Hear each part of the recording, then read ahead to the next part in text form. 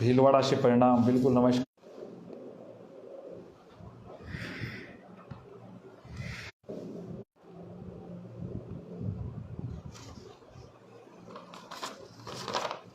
अभी कोई इश्यूज थोड़े आ रहा है।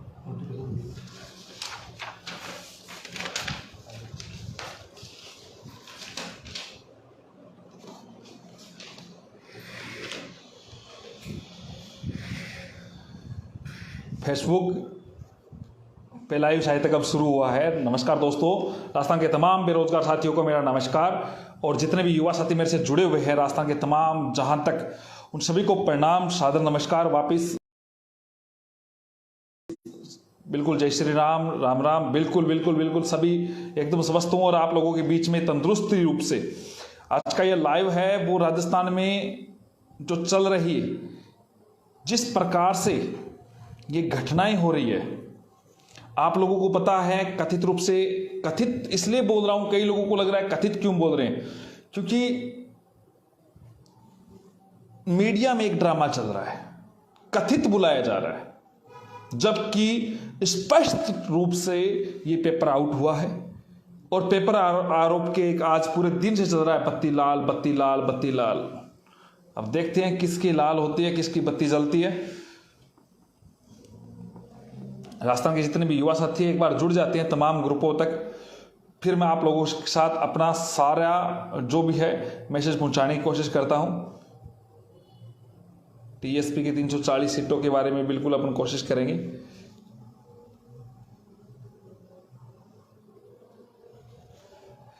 देखो दोस्तों, बत्ती लाल पकड़ा गया, आप लोगों ने देखा होगा।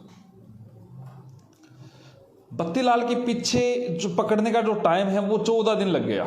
14-15 दिनों से 26 को एग्जाम हुआ था, एसओजी के सामने बात गई। इस 14 दिन में सरकार ने बत्ती लाल को पकड़ा है, केदारनाथ पहुंच गया वो। आप लोगों को पता हो कि बत्ती लाल का नाम से पहले कई लोगों को और को मास्टरमाइंड माना जा रहा था, फिर बत्ती लाल का नाम आया कि बत्ती लाल मास्टरमाइंड हो सकता है। फिर उसकी फोटोज वायरल हुई, मंत्रियों के साथ, विधायकों के साथ। हम लोगों ने टारगेट करना शुरू कर दिया, एक मंत्री को भी हमने क्या, सभी लोगों ने लग दिया। लेकिन आप लोगों ने एक और नोट किया कि उसको विधायक के द्वारा एसएमसी सदस्य बनाया गया था विद्यालय में, उस विधायक का कोई जिक्र नहीं आया। चलो कोई बात नहीं, ये बातें चल रही थी सारी, आप लोगों के बीच में भी आ रही थी। अब मुख्य बात यह है कि बत्ती लाल, जिसके पास नेटबंदी से पूर्व पेपर आ गया, नेट बंद होने से पूर्व 16 पेपर आ गया, जिसने अपनी बहनों तक भी पेपर पहुंचाया, कई लोगों तक पेपर पहुंचाया, उस बत्ती लाल के पास पेपर कहां से आया?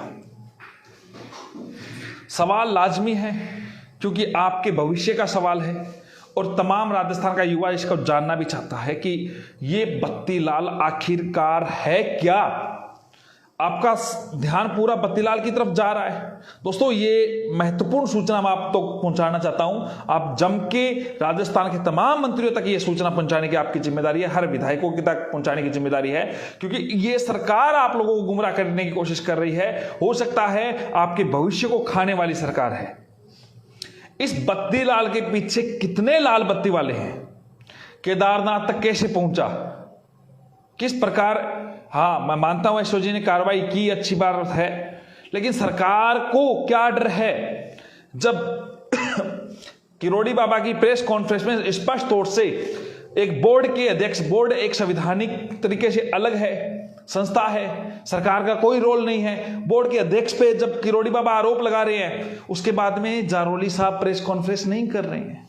पहले तो कर दी थी उन्होंने, जल्दीबाजी में आ गए थे, कई एमएलएज का नाम ले लिया कि वो अपने आगे वाले चुनाव में देख लेना।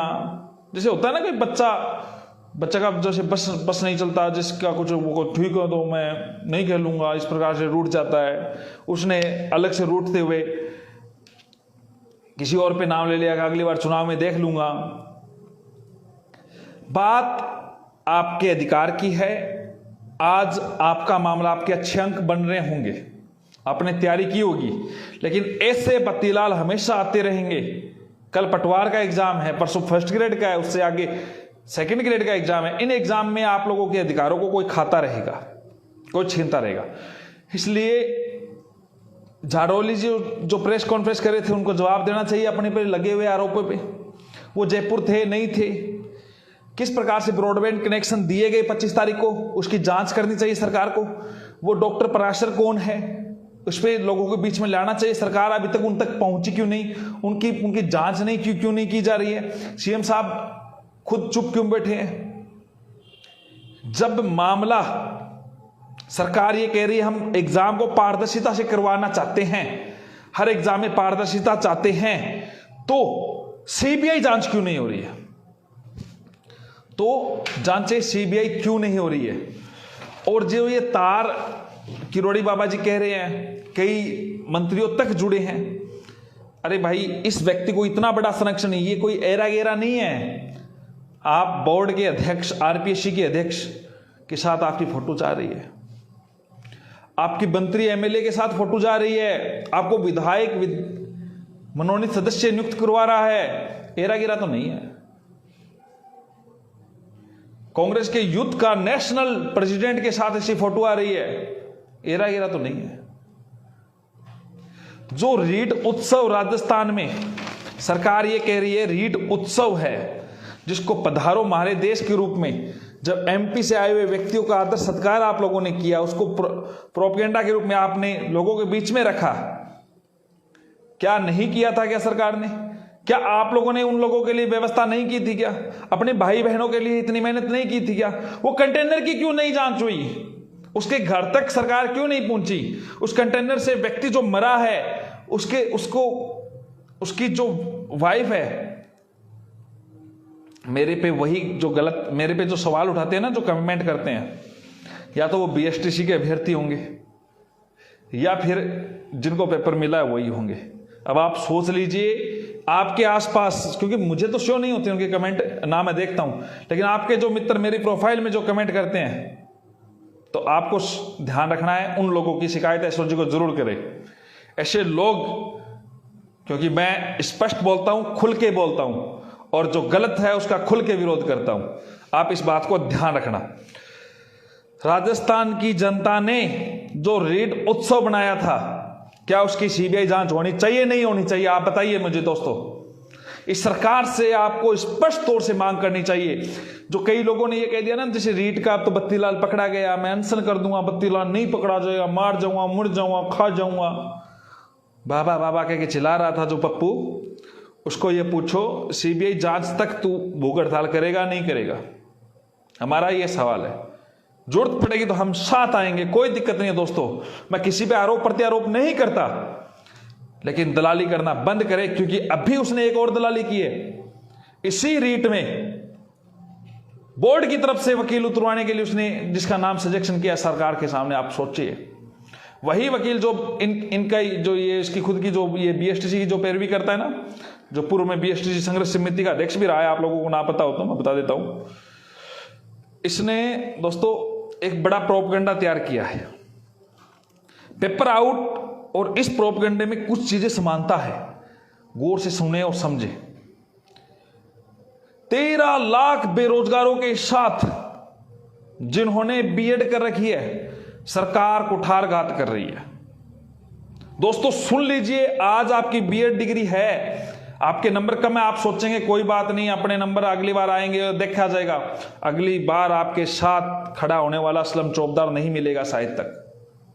इस बार मैं सीना ठोक के कहता हूं इस बात को कि लेवल प्रथम में एनसीटी की गाइडलाइन के तहत बीएड वाले शामिल होंगे, और उसको हम करवाने के लिए जो पुरजोर कोशिश की जा रही है, उसमें ये पप्पू दलाल गुमराह कर रहा है सरकार को पहले गुमराह करके एजी से पैरवी करवा रहा था। अब सरकार की तरफ से आप लोगों को पता है एनसीटी की गाइडलाइन क्या कहती है, लेवल प्रथम में बीएड वाले अलाउ है, पात्र है। केवीएस में नियुक्तियां हो चुकी है, उत्तर प्रदेश में नियुक्तियां हो चुकी हैं, पटना हाईकोर्ट ने आदेश दे चुका है, और जल्दी उनकी नियुक्तियां हो जाएगी, पंजाब हरियाणा में हो चुका है। तो दोस्तों सुन लीजिए, राजस्थान में भी न्यारा नहीं है, राजस्थान में भी नियुक्तियां होगी। जो सुप्रीम कोर्ट के जो आदेश है जिसमें स्पष्ट तौर से कहा गया है कि एनसीटी ही योग्यता निर्धारण करने में पावर ऑफ अथॉरिटी है। आप जो शिक्षक बन रहे हैं इसमें पावर ऑफ अथॉरिटी एनसीटी है। कई लोग अखबार की झूठी मूठी कटिंगें डाल रहे हैं, गुमराह कर रहे हैं। दोस्तों बीएड वाले ध्यान रख लीजिए, सरकार आपके खिलाफ सुप्रीम कोर्ट से एडवोकेट उतार रही है। इसके लिए रणनीति तैयार कर रहा है पप्पू। कल इन लोगों को आंदोलन के लिए बुला रहा है ताकि सरकार पे दबाव बनवा के झूठा गुमराह करके सुप्रीम कोर्ट से एडवोकेट। तो सरकार भी कान खोल के सुन लीजिए, और बीएड वाले जितने भी मेरे साथी है इस सरकार को सुना दीजिए कि लेवल सेकंड की जो आप लोगों ने जो बात सामने आ रही है, लेवल सेकंड हो चाहे कोई भी हो, उसकी सीबीआई जांच होनी चाहिए। और जो बीएड बीएसटीसी वाला जो मैटर है इसमें अगर बीएड वालों के खिलाफ आप सुप्रीम कोर्ट से एडवोकेट उतारेंगे तो 13 लाख परिवार आपका विरोध करेगा और सड़कों पे आएगा। और कई लोग ये कह रहे हैं ना कि बीएसटीसी वाले अब आंदोलन कर रहे हैं और कर रहे हैं, बीएड वाले क्या कर रहे हैं। तो सुन लीजिए, बीएड वाले भी अपना एक बड़ा आंदोलन करने वाले हैं। आप लोगों को तारीख तय कर दी जाएगी, आप तैयार रहिए। आप लोगों को सड़कों पे आना पड़ेगा, तभी आपका काम होगा दोस्तों। और ध्यान लीजिए, कई लोग ये कहते हैं, कई लोग जो आपको गुमराह कर रहे हैं, कई लोग अपनी बात रख रहे हैं। तो दोस्तों मैं आप लोगों को एक चीज दिखाना चाहता हूं, एक मिनट मुझे सहयोग करना आप भी। कई लोग ये कह रहे हैं कि नियुक्ति मिलेगी तो सभी को मिलेगी वरना किसी को नहीं मिलेगी। नियुक्ति मिलेगी तो बीएड वालों को मिलेगी या फिर मेरे पिटिशनर को पक्का मिलेगी, ये मेरी गारंटी है, लिख के ले लीजिए।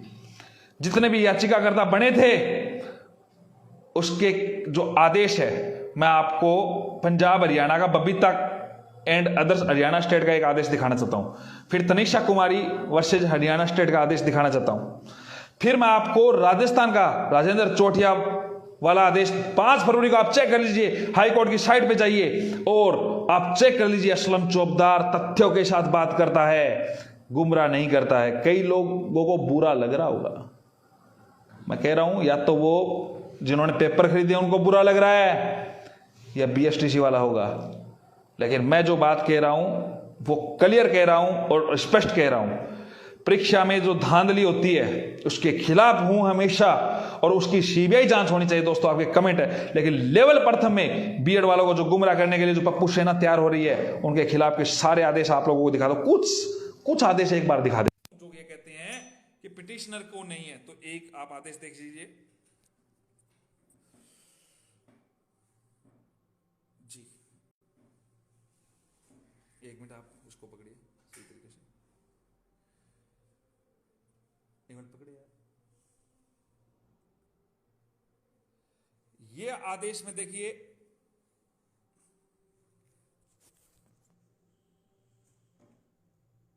ये जो अंडरलाइन है, एलिजिबल टू पार्टिसिपेट, छोड़ दे यार, in the H state examination, Babita Kumari versus Rajasthan सरकार, सॉरी हरियाणा सरकार का आदेश है। एक आदेश। दूसरा आदेश, तनिषा कुमारी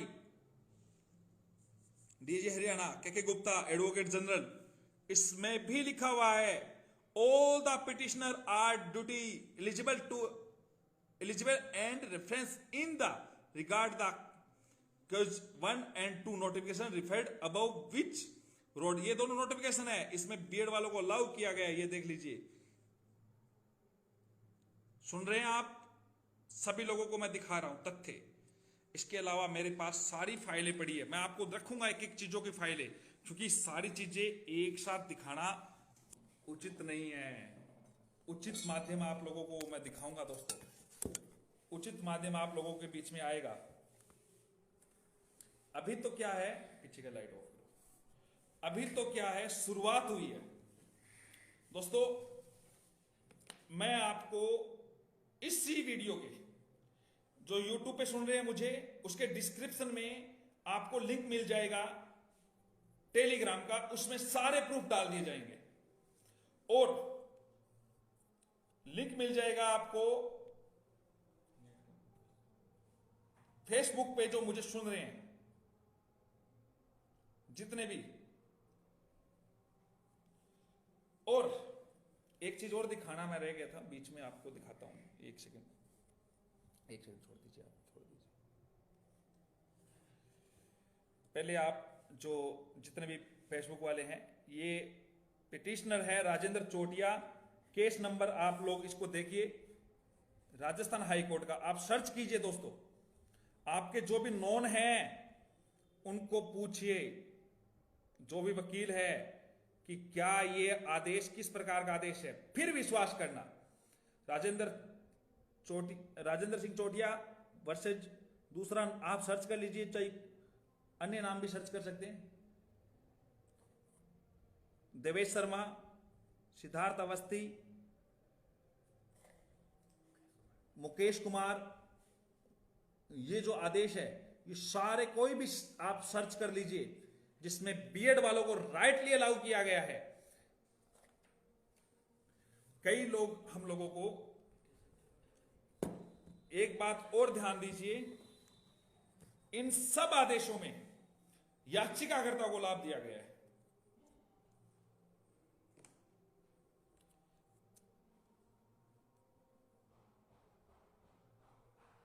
और जो छोड़ दो, दिखाऊंगा इनको, एक सेकंड और देख लीजिए आप, एक और आदेश देख लीजिए। मैंने आपको पहले भी कहा था, इसको कर। ये राजस्थान हाई कोर्ट का है, एक सेकंड, इसी 2021 की भर्ती पे, देखो सही लगाओ ना, इसको दिखाओ तो सही लोगों को, इस पे क्लिक करो, इन द, यहां से पढ़िए आप, और अंतिम लाइन में देख लीजिए, एप्लीकेशन ऑफ द पिटिशनर, केवल याचिकाकर्ता का नाम है।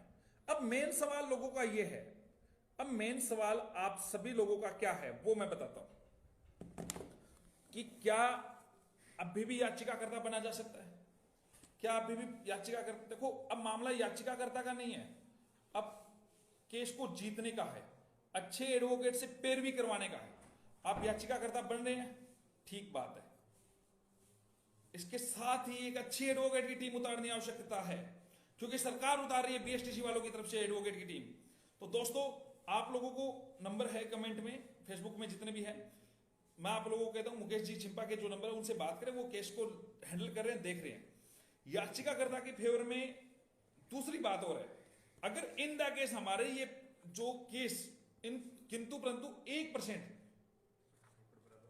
और पटना हाईकोर्ट का एक आदेश पढ़ा देता हूं, शायद तक इसमें तो उल्टा दिखेगा, इसमें पढ़ा देता हूं।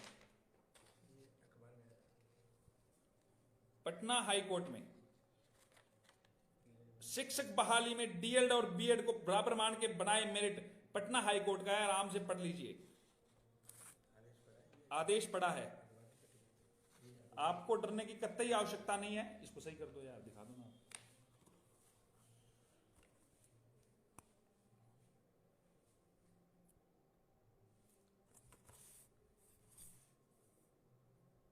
आराम से पढ़ लीजिए।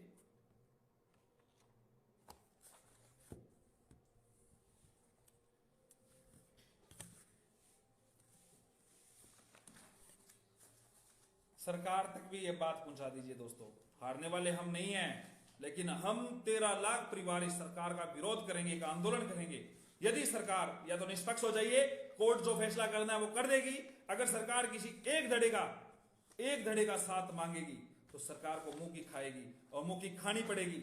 अब आप सभी लोगों को देख लीजिए, आपका अधिकार अगर आपको चाहिए, कई लोगों को लगता है उनका होगा तो अपना भी हो जाएगा। दोस्तों, आप सबको एकजुट आना पड़ेगा, साथ आना पड़ेगा, मजबूत करना पड़ेगा इस केस को। आप लोगों को साथ तभी आएंगे, मुकेश जी जो मुख्य याचिकाकर्ता जिस केस को लड़ रहे हैं, उनका सबका साथ देना पड़ेगा। आप लोगों के बीच में मैंने नंबर भी साझा किया है, आप सबको एक साथ आएंगे अपने अधिकारों के लिए। लेवल प्रथम में एनसीटी की गाइडलाइन स्पष्ट तौर से कहती है, सभी जजमेंटों के आधार पर मैं काम कर रहा हूं। दोस्तों, आप निश्चित तौर पर चिंता ना करें। और कई लोग जो मुझे चैलेंज करते हैं ना, आ जाना कोर्ट में, आऊंगा कोर्ट में और दिखाऊंगा निश्चित तौर पे। युवाओं का जो पावर है, 26 को सुनवाई है, उससे पहले पहले आप लोगों का नाम पिटिशनर सूची में जरूर जुड़ा लेना। कल को याचिकाकर्ताओं के फेवर में अगर फैसला हो जाता है तो दोस्तों कहीं ऐसा ना कह देना आप लोग कि असलम भाई क्या हुआ, देर हो गई। दोस्तों मैं उन्हीं के लिए मैं खुद एफिडेविट दूंगा कोर्ट में कि किसी भी प्रकार से इसको अहित ना हो, किसी भी बेरोजगार जो मेरे साथ जुड़ा हुआ है। कई लोग कहते हैं ब्रिज कोर्स नहीं हुआ, ब्रिज कोर्स भी करवा दूंगा। जब मैं बिठा सकता हूं तो नौकरी भी लगाऊंगा, और नौकरी लगाऊंगा तो ब्रिज कोर्स भी हो जाऊंगा। जिन लोगों को पेट में मरोड़े चल रहे हैं ना, उन लोगों को कह दो कि आपकी सीबीआई की जगह एसबीआई जांच होगी, बिल्कुल। और इंतजार करें दोस्तों, सुपर सीनियर एडवोकेट की टीम उतरेगी आपके लिए, आप अगर साथ देंगे। याचिकाकर्ता के लिए डिस्क्रिप्शन में मुकेश जी के नंबर मिल जाएंगे, जो भी यूट्यूब पे देख रहे हैं मुझे और फेसबुक पे देख रहे हैं। 2013 के बारे में कल मैं बोलूंगा, 2016 वरिष्ठ अध्यापक के बारे में कल डीओपी जब मैं जाके आऊंगा। कई लोगों को दर्द हो रहा है, उसका भी अपन इलाज करेंगे, चिंता ना करो। जिन लोगों ने मेरे पे अंगुलियां उठाई थी ना, वो तैयार रहे लीगल नोटिस का जवाब देने के लिए। और सरकार अगर सुप्रीम कोर्ट से एडवोकेट उतारेगी तो हम भी सुप्रीम कोर्ट में सुप्रीम एडवोकेट उतारेंगे, निश्चित तौर पर आप तैयार रहे। बहुत बहुत धन्यवाद आप सभी लोग जुड़े। शुभ रात्रि, शुभ रात्रि, शुभ रात्रि। जय हिंद, जय भारत।